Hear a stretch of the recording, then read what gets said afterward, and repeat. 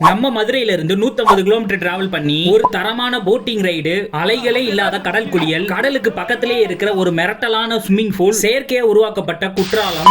மதுரையில இருந்து வெறும் 3 ஹவர்ஸ் டிராவல் பண்ணி நம்ம ராமேஸ்வரத்துக்கு முன்னாடியே வர அரியமான் பீச்சுக்கு தான் வந்திருக்கோம். இந்த அரியமான் பீச் பெரும்பாலும் டூரிஸ்ட் யாருக்கும் தெரியறது இல்ல. இந்த கடற்கரையோட என்ட்ரன்ஸ் பல மரங்களை தாண்டி அதுக்கப்புறம் கடற்கரைக்கு போற மாதிரி இருக்கும். இந்த கடல்ல அலைகளே இருக்காது, அதனால ஒரு பெரிய சைஸ் ஸ்விம்மிங் பூல்ல குளிச்ச மாதிரி இருக்கும். இந்த கடல்ல குளிச்சுட்டு இந்த கடற்கரைக்கு பக்கத்திலேயே குஷி பீச் ரெசார்ட் இருக்கும். இந்த ரெசார்ட்ல ஸ்விம்மிங் பூல்ல ஒரு ஆளுக்கு 100 ரூபீஸ் சார்ஜ் பண்றாங்க. ஸ்விம்மிங் பூல்ல குளிச்சு முடிச்சிட்டு இவங்களோட செயற்கை குற்றாலத்துல ஃப்ரெண்ட்ஸோட என்ஜாய் பண்ணி குளிக்க சூப்பரா இருக்கும். அது மட்டும் இல்ல, செயற்கையா பெய்யற மழை அதுவுமே நல்லா இருக்கும். நல்லா குளிச்சு முடிச்சிட்டு இவங்களோட ரெஸ்டாரண்ட்லயே அன்லிமிட்டெட் பிரேக்ஃபாஸ்ட் காம்போ வாங்கியிருந்தோம். இந்த காம்போல தோசை, இட்லி, பொங்கல் கொடுத்துருவாங்க. அது போக சைடிஷா கேசரி, வடை, ஆம்லேட். இதோட பிரைஸ் 150. கண்டிப்பா அந்த ரெசார்ட்டுக்கு வந்தா ட்ரை பண்ணி பாருங்க. நெக்ஸ்ட் இங்க இருந்து கிளம்பி குர்சடை ஐலாண்டுக்கு போயிட்டு இருக்கோம். போற வழியில இருக்கிற இந்த பாம்பன் பாலத்து மேல நின்று இந்த வியூ பாக்குறதுக்கே அவ்வளவு மனசுக்கு சந்தோஷமா இருக்கும். இந்த புதுசா கட்டின பாலமும் நல்ல பெருசாவும் பிரம்மாண்டமாவும் இருக்கு. ஏதாச்சும் ஒரு கப்பலாவது வருமானு பார்த்தோம், அட்லீஸ்ட் ஒரு ட்ரெயினாவது கிராஸ் ஆகுமான்னு பார்த்தோம். நாங்க போன டைம் எதுவுமே வரல. அப்படி அங்கிருந்து கிளம்பிட்டோம். பார்ட் 2 வீடியோல நெக்ஸ்ட் என்னென்ன ஏரியாலாம் பார்த்தோம்ன்றத பார்க்கலாம். பாய்.